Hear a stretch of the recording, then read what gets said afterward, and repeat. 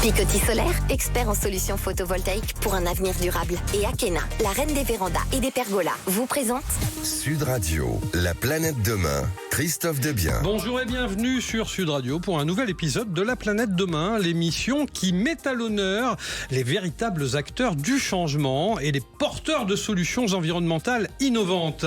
Alors justement, aujourd'hui, nous avons le plaisir de recevoir dans les studios de Sud Radio deux nouveaux acteurs de la transition écologique positive. Et j'ai nommé Valentin Pignolet, cofondateur d'Impulse, une entreprise spécialisée dans l'optimisation des stocks grâce à l'intelligence artificielle.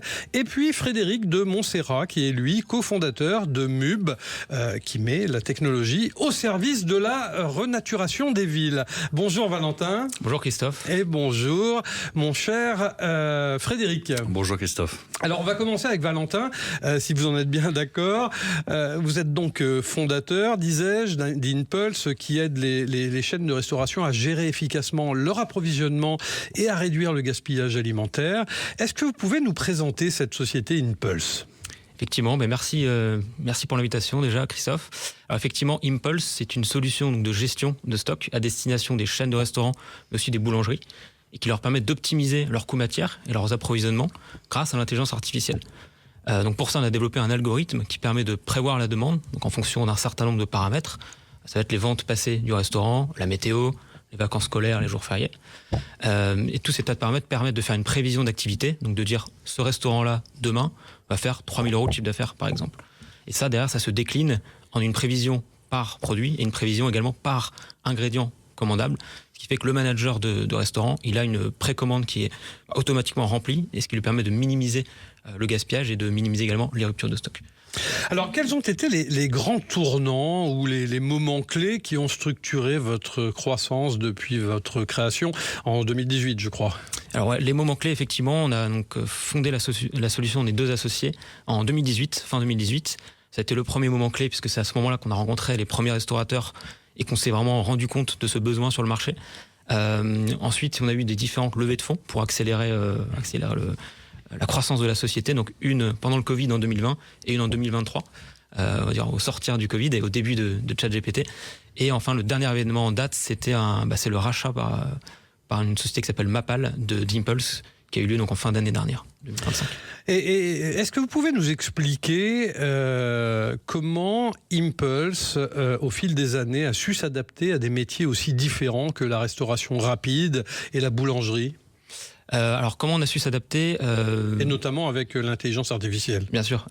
Donc, comme je l'ai dit, au tout début 2018, c'était vraiment notre volonté, c'était d'avoir un outil à la fois ergonomique, donc pour faire face à des gros ERP, en tout cas des grosses solutions qui sont parfois difficiles à implémenter et lourdes de paramétrage. Donc, le premier point, c'était l'ergonomie. Et le deuxième point, c'était effectivement la puissance de l'intelligence artificielle pour automatiser un certain nombre d'actions qui peuvent paraître rébarbatives par moment. Donc ça a été la première brique en 2018. Et ensuite, justement, en 2023, lorsque ChatGPT est sorti, on s'est dit comment on peut utiliser ces nouvelles technologies donc, de GenAI, j'ai plus le mot en français, pour améliorer à la fois nos processus et à la fois améliorer le produit. Et donc, en ce sens, on a sorti plusieurs nouvelles briques, des briques qui nous permettaient, nous, d'être plus efficaces dans l'ingestion de la donnée. Donc, typiquement, quand on bosse avec un nouveau client, on a besoin de prendre ses mercuriels, donc c'est les listes de prix, avec ces listes des références fournisseurs. On a besoin également d'intégrer les fiches recettes, donc comment sont composés les différents produits. Et donc, on a fait des agents qui permettent automatiquement d'ingérer ces données dans l'outil, et également tout ce qui est fonctionnalité utilisateur. Donc, on a développé un module de réconciliation entre les factures et les commandes grâce à l'IA, et un agent qui permet à l'utilisateur de dialoguer directement avec ces données au sein d'Impulse. Et comment les retours des restaurateurs ont-ils façonné l'évolution de votre produit depuis le début ? Ça a été, c'est vraiment au cœur de notre démarche. C'est vrai que je ne l'ai pas dit, mais on n'est pas du tout issu du milieu de la restauration avec mon associé. On est deux ingénieurs. Et du coup, on a vraiment eu cette volonté d'être toujours sur le terrain, d'être proche de nos clients, proche de nos prospects, et de comprendre leurs besoins. C'est pour ça qu'on a une équipe aussi produit chez Impulse, de 3 personnes qui au quotidien font vraiment le pont entre les développeurs et les data scientists qui vont développer les solutions et le terrain, les clients. Donc ils sont parfois ils aident même les clients sur certains processus. En tout cas, ils se mettent dans la peau des clients, ce qui permet de bien comprendre les besoins et de sortir les solutions les plus adaptées. Et pourquoi dites-vous qu'Impulse est le pionnier en intelligence artificielle pour les restaurateurs ? Alors, on est le pionnier parce qu'on était les premiers en 2018 à vouloir justement démocratiser l'accès à ces algorithmes. Avant, c'était un petit peu l'apanage des grands groupes. On faisait appel à un cabinet de conseil. Voilà, on payait très cher un algo sur mesure. Nous, on a vraiment voulu mettre un algo plutôt générique, même s'il s'adapte à chaque client, mais dans les mains du plus grand nombre. Et ça, c'était bien avant justement l'ère des chats GPT et le moment où tout le monde prétend faire de l'IA. Et ensuite, effectivement, on a suivi un petit peu le chemin en continuant à s'approprier et à mettre les nouvelles technologies dans les mains des utilisateurs. Alors, expliquez-nous un peu plus en détail ce que fait votre application mobile pour l'inventaire et comment elle change le quotidien des équipes en restaurant. Alors, l'application mobile, donc, elle permet de faire des inventaires. Donc, pour rappel, un inventaire, on va regarder, donc, ça peut être en chambre froide ou en cuisine, les différents éléments qui nous restent, donc en matière première. Et là où avant, il fallait avoir un papier crayon ou un fichier Excel noté au papier, là, l'application mobile permet, soit en prenant des photos, soit directement en saisissant les quantités, d'aller beaucoup plus vite. Ça fonctionne également en mode hors ligne, c'est-à-dire que souvent, on est au sous-sol, on n'a pas Internet, donc c'est souvent compliqué avec les applications web. Et enfin, on peut le faire à plusieurs, c'est-à-dire qu'il peut y avoir une personne dans la cuisine et une personne dans la chambre froide qui, en même temps, font l'inventaire sur les mêmes éléments et ça se consolide automatiquement. C'est vraiment un vrai gain de temps pour les restaurateurs. Et on peut donc dire que cet agent d'intelligence artificielle devient un véritable assistant pour aider les restaurateurs à prendre des décisions au quotidien ? Exactement, c'est l'idée. Donc là, sur la partie inventaire, il n'y a pas encore d'agent. Justement, là, c'est vraiment une fonctionnalité qui est un petit peu différente. Par contre, sur l'agent, effectivement, l'idée, c'est de pouvoir rendre le manager encore plus autonome. Le premier pilier, c'est vraiment dans la restitution de la donnée. C'est plutôt que de regarder des dashboards qui peuvent être parfois un petit peu figés, pouvoir demander quel est le montant de mon dernier inventaire, quand dois-je passer ma prochaine commande. Et tout ça, plutôt que de passer soit par un dashboard, soit par un chargé de compte, ça permet de le faire automatiquement. Et le deuxième niveau, ça va être d'automatiser certaines opérations qui peuvent être chronophages grâce à l'agent qui va automatiquement passer une commande, par exemple, ou nous donner les écarts qui sont importants entre ce qu'on est censé avoir consommé au vu des recettes et ce qu'on a réellement consommé au vu des achats de matières premières. Alors, vous disiez dans votre présentation en tout début d'émission qu'en fin d'année 2025, Impulse a rejoint le groupe Mappal, qui est aujourd'hui leader pan-européen des logiciels pour l'hôtellerie-restauration.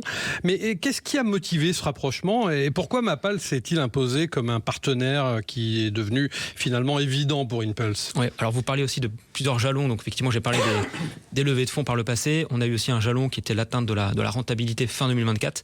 Du coup, dès début 2025, on a voulu s'étendre à l'international. Donc voilà, si fin 2024, on est devenu leader des solutions de gestion de stock en France. Donc la prochaine étape logique, c'était de se développer à l'international. On a ouvert un bureau à Londres l'année dernière. Ça fonctionne bien pour l'instant. Et donc l'idée ensuite, c'était de pouvoir se déployer la solution Impulse en Europe. On avait un petit peu deux choix. Soit lever des fonds et investir on va dire massivement en Europe, soit rejoindre un groupe qui a déjà on va dire la mécanique internationale et qui a les fonds également derrière. Donc Mappal nous a approchés en ce sens. On trouvait que justement ça faisait sens. Donc on a rejoint le groupe qui en plus partage une vision commune de faire un acteur tout en un dans la restauration et également une culture de boîte qui est très similaire, donc c'est beaucoup plus facile pour l'intégration des équipes. Alors vous le disiez à l'instant, ce rachat ouvre à Impulse une nouvelle dimension internationale. Comment est-ce que vous envisagez cette accélération à l'échelle européenne en quelques mots ? En quelques mots, déjà c'est on va dire consolider notre position en Angleterre. On sait qu'il y a beaucoup plus de concurrence qu'en France, donc c'est un marché qui est un petit peu plus dur à pénétrer que le marché français. Et Mappal a déjà une présence très importante en Angleterre, donc on va pouvoir bénéficier de leur expertise sur le marché, aussi de leur force commerciale. Et d'autre part, en Espagne ou en Amérique latine, ils ont également des forces commerciales qui vont nous permettre d'aller plus vite et d'accélérer. Donc c'est l'idée de ce rapprochement. Merci infiniment, cher Valentin Pignolet, cofondateur d'Impulse, une entreprise spécialisée dans l'optimisation des stocks grâce à l'intelligence artificielle.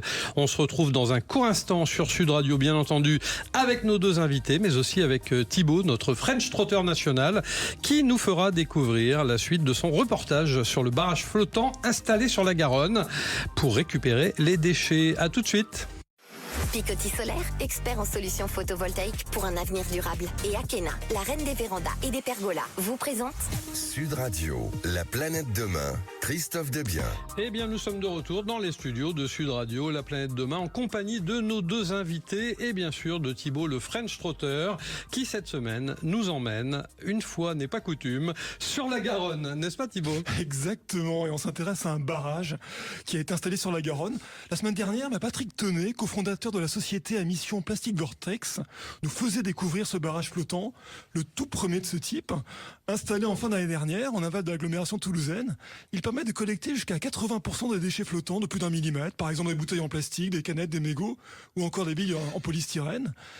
Mais une question se pose, que deviennent ces déchets une fois captés par le barrage ?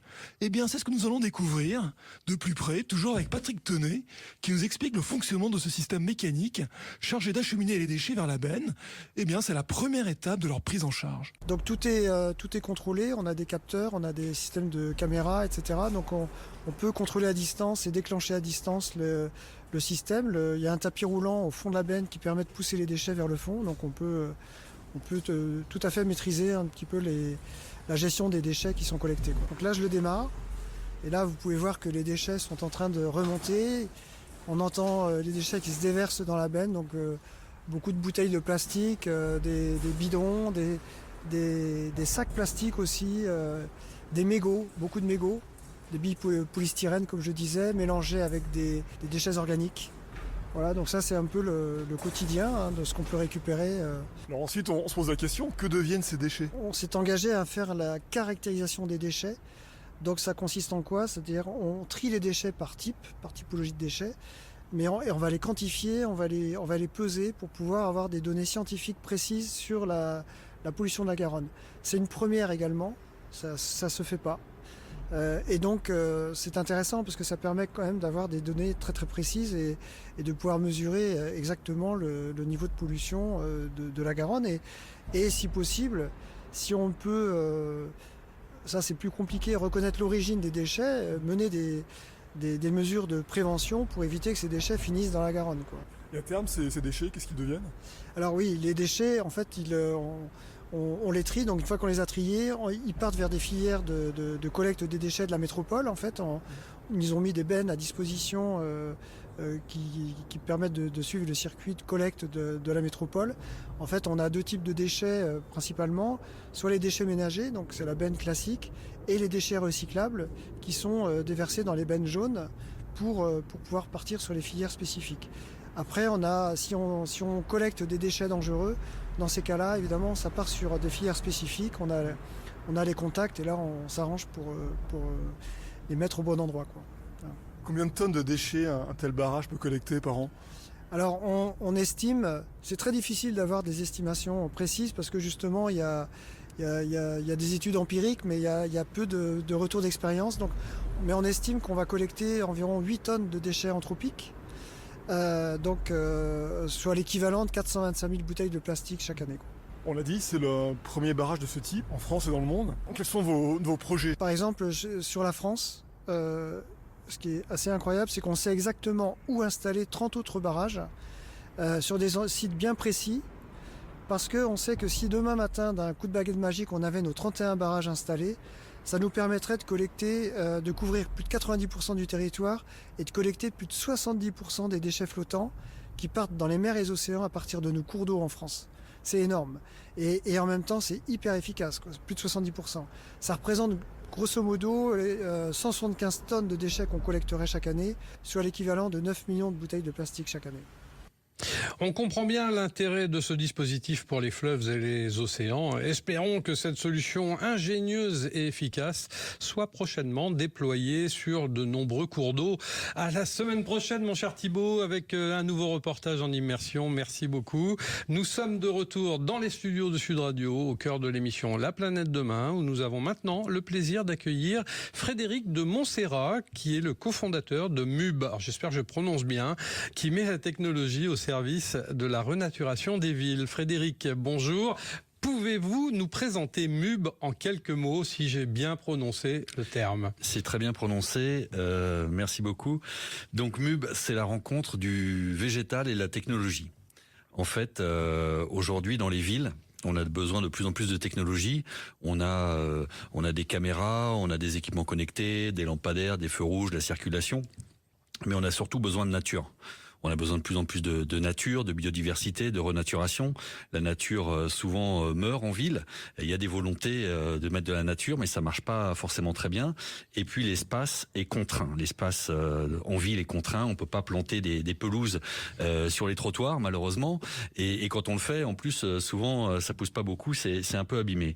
Donc en fait, avec cofondateur Romain Bourdet, qui lui travaillait dans le végétal et moi je travaillais dans les nouvelles technologies. On s'est dit, mais est-ce qu'on pourrait pas utiliser la technologie au service du végétal? Et comme il n'y a pas de place au sol, on s'est dit, on va faire de la nature, de la végétalisation en hauteur. Et c'est là où on a créé cette colonne végétalisée, alors végétalisable. J'ai une petite maquette à côté de moi pour ceux qui sont sur le web. Mais en gros, c'est quoi? C'est une colonne qui fait 6 mètres de haut, qui est recouverte de plantes. Il y a un substrat à l'intérieur, il y a de la terre à l'intérieur. C'est en capacité de porter des équipements de la Smart City, ça peut porter lampadaires, luminaires, ça peut avoir des capteurs, ça peut avoir des antennes Wi-Fi ou télécom, ça peut avoir de la sonorisation et ça permet de concilier technologie et renaturation. Ne serait-il pas plus simple de planter des arbres ? Alors, l'arbre, c'est une super solution. Quand on peut planter des arbres, il faut planter des arbres. Parce que l'arbre, c'est génial à tout point de vue. Et nous, on n'a pas du tout vocation à remplacer les arbres. Mais parfois, c'est pas possible de planter des arbres. Quand vous avez des réseaux, donc je parle des réseaux d'assainissement, des réseaux télécom, des réseaux gaz, quand vous avez des parkings, vous pouvez pas planter un arbre, malheureusement. Donc, quand on peut pas planter un arbre, soit on baisse les bras, soit on met une colonne MUB. Alors, qu'est-ce que la renaturation urbaine et en quoi cette renaturation est-elle un enjeu si important aujourd'hui ? En fait, la nature aime bien la ville. Parce que la ville, c'est un endroit qui est un petit peu moins pollué que beaucoup de surfaces hors ville. C'est un peu contre-intuitif, mais en fait, aujourd'hui, la biodiversité, notamment tout ce qui est insectes pollinisateurs et compagnie, aime bien la ville. Ils aiment bien s'y retrouver parce qu'il y a moins de polluants, notamment liés à parfois l'agriculture, mais elle trouve pas de refuge. Elle trouve pas de refuge en ville. Et nous, la colonne MUB, c'est environ 120 plantes sur une colonne de 6 mètres de haut, de 20 espèces différentes. Donc en fait, ça apporte une grosse biodiversité dans un espace vraiment contraint. L'emprise au sol d'une colonne, c'est moins d'un demi-mètre carré. Mais grâce à cette emprise au sol minimale, on arrive à faire plus de 9 mètres carrés de végétal. Donc ça voudrait dire que tout ça, c'est bon pour la santé, c'est bon pour le climat, c'est bon pour la biodiversité. Exactement. Alors, faut savoir aussi que les plantes ont une capacité de purification d'air, de filtration qui est importante. Les feuilles, mais également les racines. Parce que ça, on en parle rarement, mais les racines également ont un élément purifiant très très fort. Et ce qui est important aussi, c'est l'aspect esthétique. Parce que c'est bien aussi de se rappeler qu'on vit dans la nature. Nous on met des plantes qui sont vivaces, qui donnent du vert, qui rappellent que la nature a toute sa place dans la ville. Et vous les installez comment, ces colonnes ? Alors en fait, ça s'installe, on va dire, comme un lampadaire. C'est-à-dire que c'est vissé au sol, il y a une fondation. C'est relié au réseau d'eau et au réseau électrique de la ville. Donc il n'y a pas besoin d'avoir des agents qui viennent se déplacer pour arroser les colonnes. On a des capteurs intelligents au sein de la colonne qui va regarder en temps réel l'hygrométrie du substrat, de la terre, et qui va arroser que quand il y en a besoin. Et ça nous permet d'économiser jusqu'à 70% d'eau. Parce c'est très bien le végétal, c'est génial, mais il faut bien le gérer, il faut qu'il réussisse à pousser, mais surtout, il ne faut pas gaspiller d'eau, qui est également un enjeu très important. Alors, quelles sont les technologies qui sont intégrées dans ces colonnes ? Alors, vous avez notamment la technologie de l'irrigation dont je viens de parler, avec des capteurs, avec un cerveau qui va dire « Ah, là, il faut arroser ». Il faut réussir. C'est pas si facile de faire pousser du végétal sur 6 mètres de haut, sur du diamètre de 30 cm. On pourrait penser, on met de l'eau en haut, ça va tomber jusqu'en bas et puis ça arrosera tout. En fait, c'est pas si simple. Nous, on a, comme je disais, on a 120 plantes, donc 120 trous. Donc, si vous mettez un tuyau d'arrosage en haut, ça va descendre par les trous du haut et puis le bas sera sec. Donc, on a la distribution d'eau à multiniveau.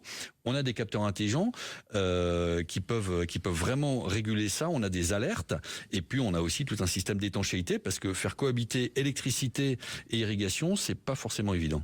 Et comment sont-elles perçues ces colonnes végétales par la population d'une manière générale, mais aussi par les collectivités ? Alors, par la population, c'est très très bien vu. Oui. Tous les retours qu'on a eus, tout le monde est content. Ça fait des jardins verticaux, en fait. Donc, en fait, du jour au lendemain, vous vous retrouvez avec... là où je vous avais donné une petite photo, c'est à Aulnay-sous-Bois, où on en a déployé pas mal. C'est sûr que c'est très rapidement, ça verdit. En quelques mois, c'est vert, parce qu'avant de faire pousser un arbre de 6 ou 7 mètres de haut, il faut parfois une dizaine d'années. Quelques années. Et par les collectivités, alors elles adorent. Nous, on a des retours très très positifs. Après, il y a toujours, souvent dans les municipalités, vous avez un côté pour la partie végétalisation et un côté pour la partie technologie. C'est pas forcément le même service. Donc, il faut juste que les deux services parlent entre eux pour coordonner tout ça. Mais en tout cas, des très bons retours. Et dans 5 à 10 ans, vous vous voyez où avec MUB? Nous, on aimerait bien se voir dans le monde entier. Parce que ça, c'est vraiment exportable par définition. C'est pour ça qu'on est en train de faire des partenariats stratégiques avec des gros acteurs industriels. Et peut-être que c'est eux qui vous appellent d'ailleurs parce qu'ils sont intéressés par l'émission. Mais on se voit partout parce que c'est pas un enjeu français, c'est un enjeu planétaire. Alors, enjeu planétaire, bien entendu. Qu'est-ce que vous pensez de l'écologie positive? Ce serait quoi votre définition si vous deviez en avoir une? L'écologie positive, c'est justement à partir du constat qu'on a tous besoin de faire quelque chose et d'essayer de créer quelque chose. Interdire les choses, parfois c'est indispensable, mais la force créatrice, à notre avis, est encore plus contributrice. Merci infiniment, cher Frédéric de Montserrat, cofondateur de MUB, qui met la technologie au service de la renaturation des villes. Je vous souhaite à toutes et tous un excellent dimanche après-midi et je vous laisse avec Alain Marty pour Invino, l'émission à écouter sans modération. Pour ma part, je vous retrouve sur Sud Radio dimanche prochain à 12h30, bien entendu. En attendant, vous pouvez visionner gratuitement tous les plus beaux films de découverte et de nature sur notre plateforme digitale www.laplanètedemain.plus. Portez-vous bien et à dimanche prochain. Akena, expert en carport et pergola solaire pour des économies et un avenir durable. Et Picoty Solaire pour que l'avenir s'éclaire avec des choix durables. Vous ont présenté Sud Radio, la planète demain, Christophe Debien.